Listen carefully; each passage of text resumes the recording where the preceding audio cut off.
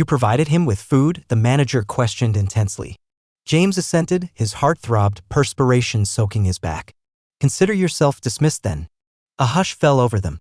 Solely the man without a home, observed James, his gaze sorrowful yet as profound as the ocean. The subsequent morning, 6 Humvees occupied the entire parking area. A man in uniform emerged, saluting James with meticulous military bearing. Who could that elderly man be? And what reason would a high-ranking soldier have to incline his head to a mere gas station attendant?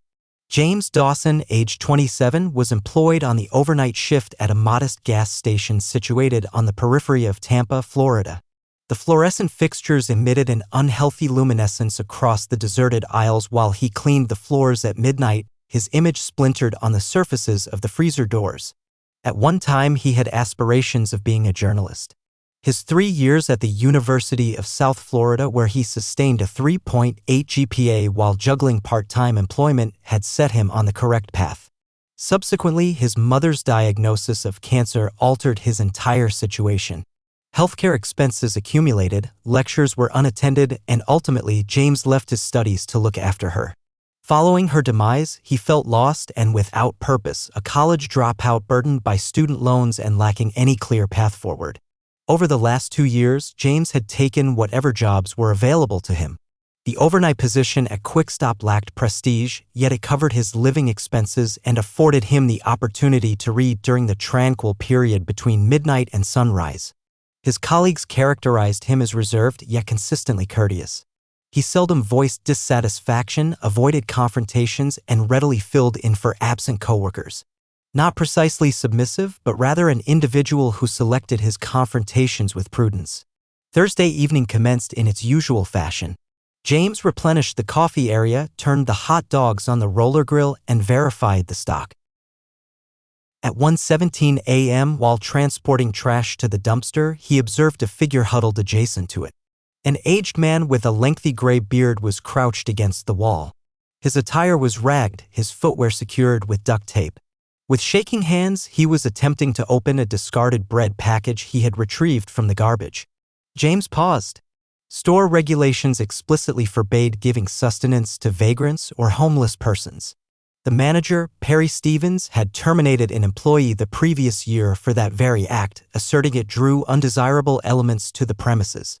Yet, this was not an individual soliciting alms. This was someone attempting to consume discarded bread in the chill of the night. James went back inside without uttering a word. He brewed a new pot of coffee, prepared a turkey sandwich from the deli counter, and took an old fleece jacket he stored in his locker for cool mornings. He processed each item through the register using his own debit card for payment and printed the sales slip. When he opened the rear door, the elderly man remained there, having made minimal headway with the obstinate bread wrapping. "Sir," James uttered gently, "I imagined you might appreciate something warm." The man glanced up, surprise and exhaustion vying on his weathered countenance. "I am unable to compensate you, son." "It is already settled," James responded, placing the items down and stepping back with respect. Just then, headlights illuminated the parking lot as a silver BMW entered. James instantly recognized the car, Perry Stevens making one of his unannounced nocturnal inspections which he employed to detect employees dozing or pilfering. Perry noticed James near the dumpster and advanced, his keys clinking belligerently. His eyes narrowed upon seeing the homeless man and the food. "What is transpiring here, Dawson?" he inquired. "Merely taking a respite, sir," James answered calmly. Perry's attention shifted to the coffee and sandwich. "You supplied him with food from the establishment?" James affirmed, his pulse raced and perspiration moistened his back. "I paid for it myself," he stated, presenting the receipt. "It's from my break allowance." "We do not offer charity here," Perry hissed, disregarding the proof of purchase. "It encourages others to appear.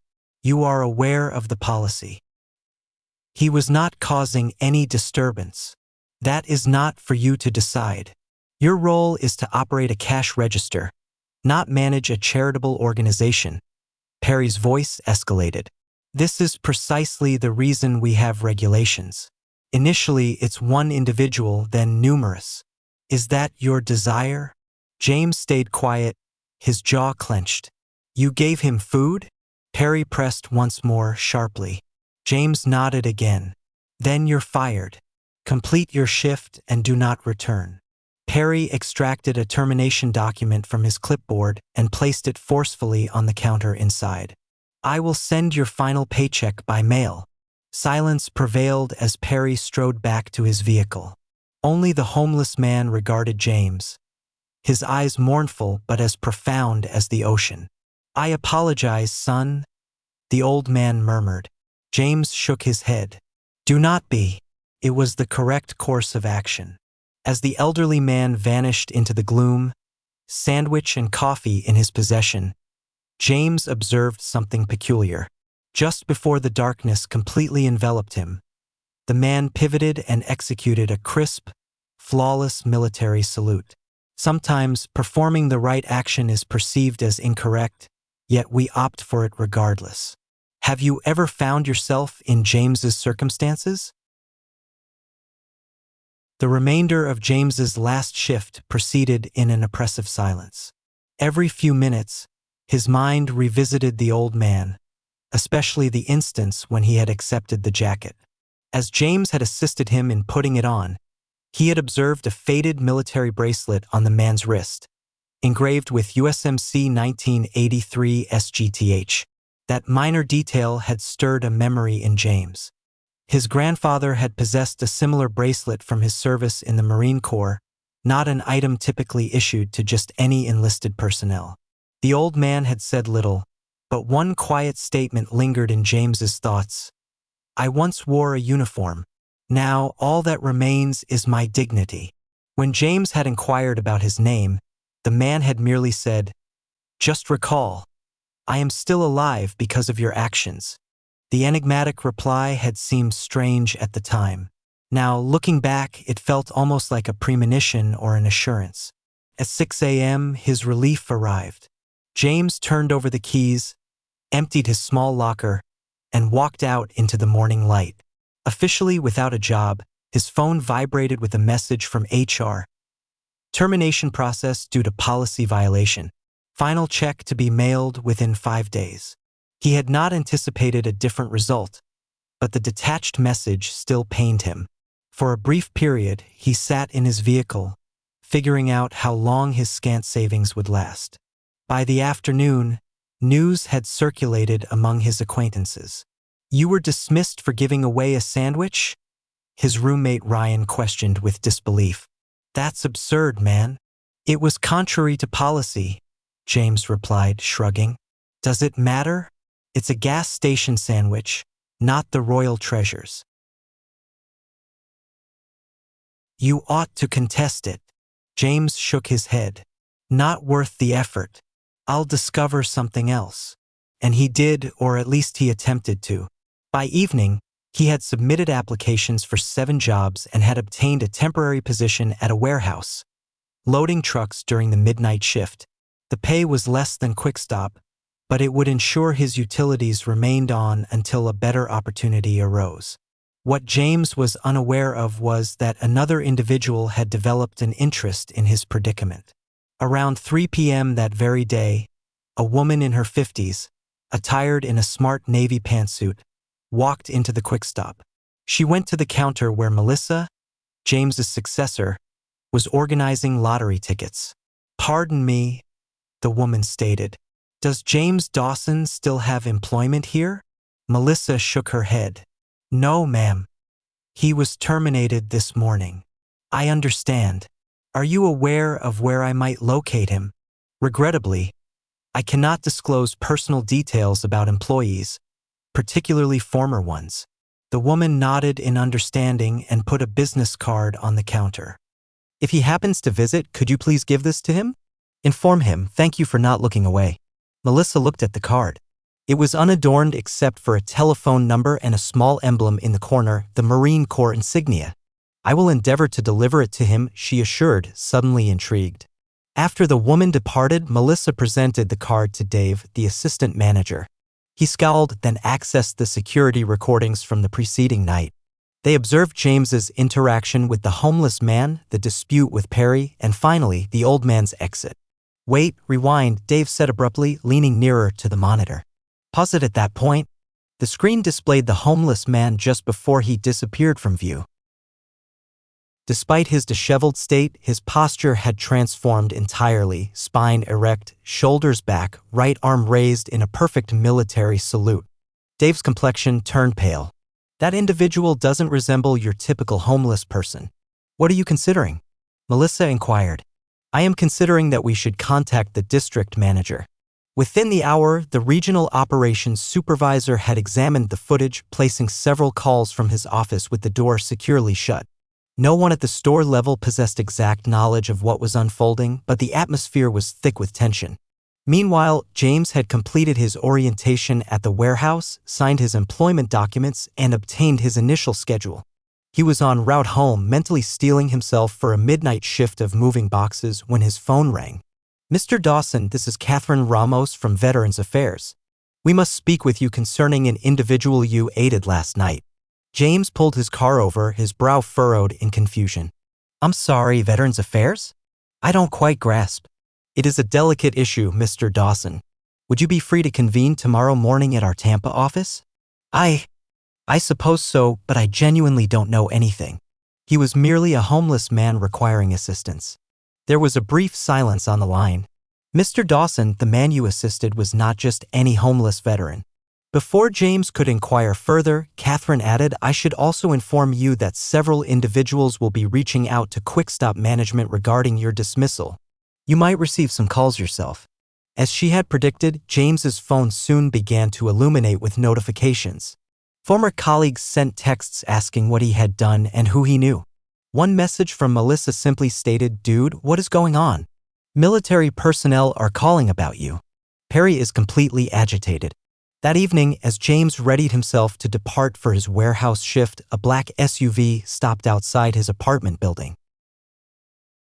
A man in civilian attire approached, presenting military identification. Mr. Dawson, Lieutenant Colonel Wilson, Marine Corps Liaison Office. My apologies for the late hour, but we would like to discuss an incident at your previous place of employment with you. Is this regarding the homeless man? James inquired. The officer's demeanor stayed impassive. We would rather address this in a more formal environment. Would you be agreeable to postponing your shift this evening and coming with me? I can guarantee that your new employer has been informed and comprehends this as a matter of considerable significance. As they journeyed through the streets of Tampa, James finally posed the question that had been forming all day. Who was he? The individual I assisted. The officer kept his gaze fixed on the road. That information is somewhat complex. Suffice it to say, you aided someone who previously bore substantial responsibility within our institution. Someone many people have been worried about for a significant period. James gazed out the window, attempting to align the tattered figure by the dumpster with the accumulating proof that he had been a person of consequence. One thing was becoming progressively evident. His straightforward act of kindness had initiated something extraordinary. I am not sure about your reaction, but this section truly affected me. Type respect if it resonated with you as well. The subsequent morning, Perry Stevens found an unusual email in his inbox. The sender's address concluded with .mil, a military domain. The communication was succinct but unequivocal. A formal complaint had been lodged concerning an event at his QuickStop branch, along with a summons for his attendance at a meeting scheduled for that very day. Perry's initial thought was to disregard it as unsolicited mail. His second thought, upon noticing the sender's complete credentials in the signature, was mild alarm. He promptly telephoned the district manager, who verified that headquarters had received similar correspondence. What in the world did you do, Perry? His superior questioned. Nothing. I dismissed an employee for violating policy. That is all. Well, irrespective of what it was, the Marines are now involved. Ensure you attend that meeting and resolve it. In the meantime, reports of atypical activity were circulating throughout Tampa. James, who had spent the entire night at a military installation responding to inquiries, got a text from his roommate. Dude, something wild is occurring at your former gas station. There are military vehicles all over the place. At exactly 9 a.m., 6 Humvees entered the QuickStop parking lot in impeccable formation. Patrons stopped mid-action at the pumps. Mobile phones were raised to document the scene. From the foremost vehicle emerged a man in full Marine Corps dress uniform, his chest decorated with ribbons and medals that attested to decades of service.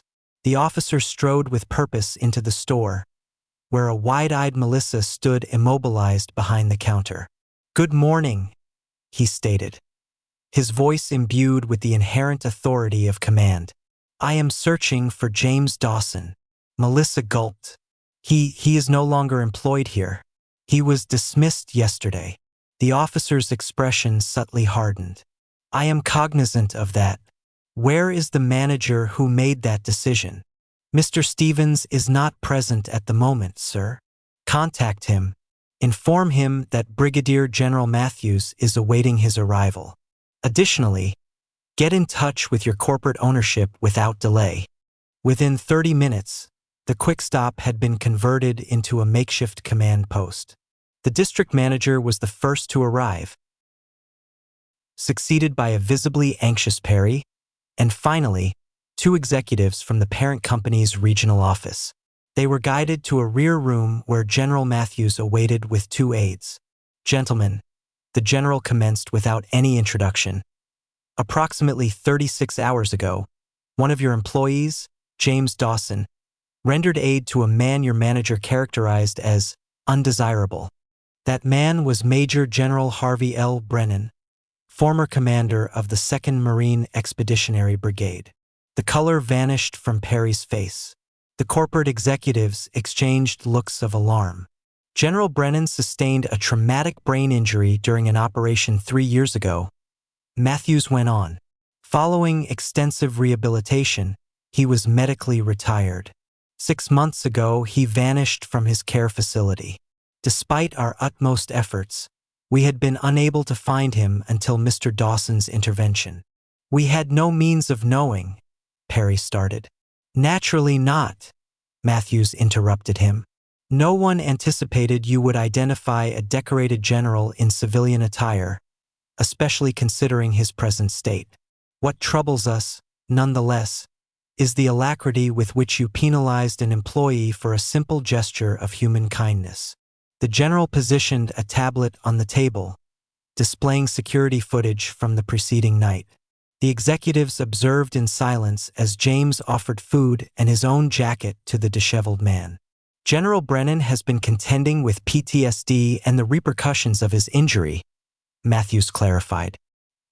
"He departed from his treatment center under the belief that he needed to assess humanity, to determine if people would assist him when he seemed to be merely a homeless veteran." The recording proceeded, revealing Perry's arrival and the ensuing dispute.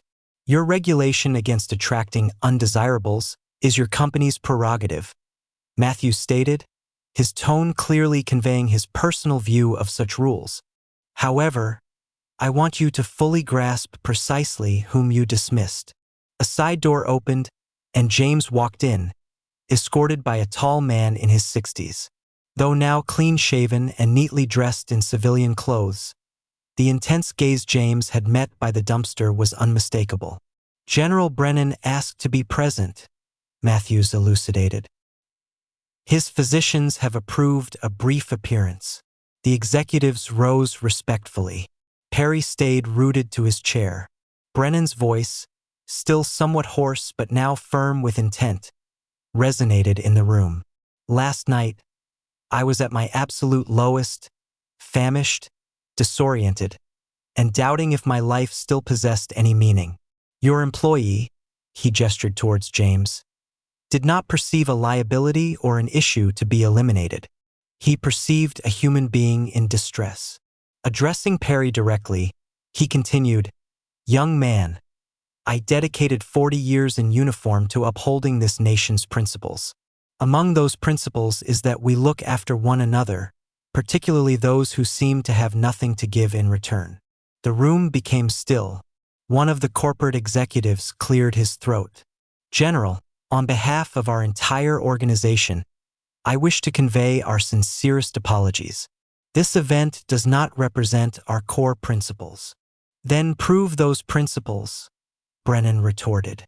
"Deeds, not mere words." The subsequent few hours reshaped James's life. The company executives, keen to prevent unfavorable publicity, proposed he return to his job with a significant salary increase. He courteously refused. Within moments, they revised their offer. A new role as a coordinator for a veteran support program they suddenly felt driven to establish. By midday, media vehicles had assembled outside as information about the military presence spread. The company's public relations department hurried to formulate a statement while James found himself the focus of an unplanned ceremony in the parking lot. General Matthews spoke to the expanding assembly. Today, we acknowledge that valor manifests in unforeseen locations. Mr. Dawson's simple act of empathy did more than just offer a meal. It aided us in bringing one of our own back home. James stood uncomfortably as Matthews affixed a civilian service medal to his shirt. The commendation stated, "For exceptional compassion and service to the United States Marine Corps." Perry observed from the periphery, his career opportunities dwindling with every camera shutter. The district manager had already notified him that his job would be reevaluated following a comprehensive examination of store regulations. Later that afternoon, as the assembly thinned and the Humvees readied for departure, General Brennan approached James in private. "I am indebted to you for an explanation," he stated softly. "No, sir, you are not," James answered. "Indeed, I am. 3 years passed, and IED deprived me of aspects of my identity. The recuperation has not been straightforward. Last week, I departed my treatment center, persuaded that the world had forgotten individuals like me, that I had become unseen." James listened as Brennan went on. "I desired to ascertain if anyone would offer assistance without awareness of my rank or background, if fundamental human decency still prevailed for those whom society disregards. Most individuals passed by. You did not. Anyone would have acted similarly," James maintained. Brennan shook his head. 17 individuals went past me yesterday prior to your arrival. Not a single one established eye contact. You were distinct." As the general prepared to leave with his medical attendants, he placed something into James's hand, the worn military bracelet he had observed the previous night. "A memento," Brennan said. "At times, the most crucial conflicts are waged with sandwiches, not armaments." That evening, the security footage from Quick Stop became widely circulated online. Millions viewed a gas station employee risk his employment to aid what seemed to be a homeless individual. The disparity between James's empathy and Perry's indifference ignited a fervent online discussion regarding corporate regulations, veteran welfare, and the condition of American values. By midnight, #GasStationHero was a leading topic nationwide. Employment offers inundated James's email from businesses eager to be linked with his newly acquired moral standing. The mayor of Tampa telephoned to schedule a commendation. A veterans group created a scholarship in his honor. Yet, for James, the most profound moment occurred when he checked his email and discovered a message from the University of South Florida proposing to reinstate his admission with a complete scholarship to finish his journalism degree. The subject line simply stated, "Certain narratives merit being recounted by those who comprehend kindness." Have you ever observed someone quietly attaining the recognition they are due? Share with us a moment you find unforgettable.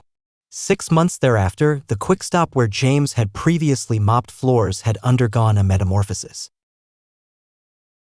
What started as a corporate effort in damage limitation developed into something authentic and enduring.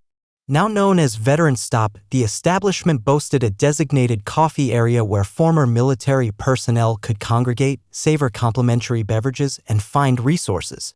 James, currently re-enrolled in college pursuing his journalism degree, still dropped by from time to supervise the initiative he had assisted in creating.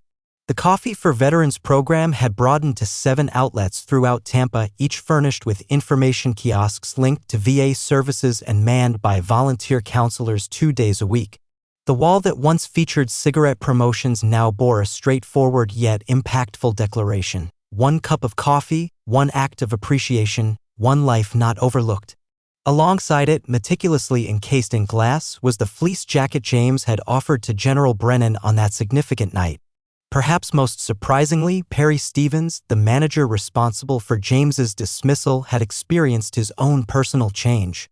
Following 2 months of joblessness and public censure, he had approached James with a challenging proposition, an opportunity to volunteer with the Veteran Initiative. An initial period of unease transitioned into reluctant admiration and, eventually, a sincere friendship as Perry found a capacity for empathy he had been unaware he had. Being employed here has shown me that regulations devoid of compassion are not worth adhering to, Perry conceded one afternoon. I dedicated 20 years to retail management, and not once did I consider whether our policies genuinely benefited people. The narrative also permeated into educational institutions. 12-year-old Marco Alvarez, who had observed James's termination while purchasing a soda before school, fashioned an art piece that secured victory in the county contest. It portrayed James, half in a gas station uniform and half in military attire, with the inscription, "Heroes do not invariably wear uniforms." On the anniversary of their extraordinary encounter, James got an email from General Brennan, who was now thriving in a specialized treatment facility. "1 year ago on this day, you imparted a lesson I had forgotten after 4 decades in uniform, that an individual's worth is not determined by their rank or position, but by their readiness to acknowledge the humanity in others.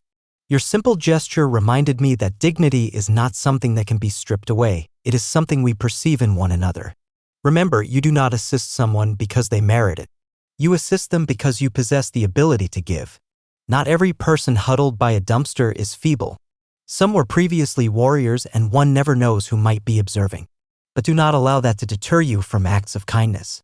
As James perused these words, a young Marine entered Veteran Stop, appearing hesitant and disoriented. Without a moment's delay, James poured a cup of coffee and offered a seat. The cycle persisted. Even a singular small act of kindness possesses the power to alter a difficult day, a life, and occasionally the entire world. Relate an act of kindness you experienced that you will always remember.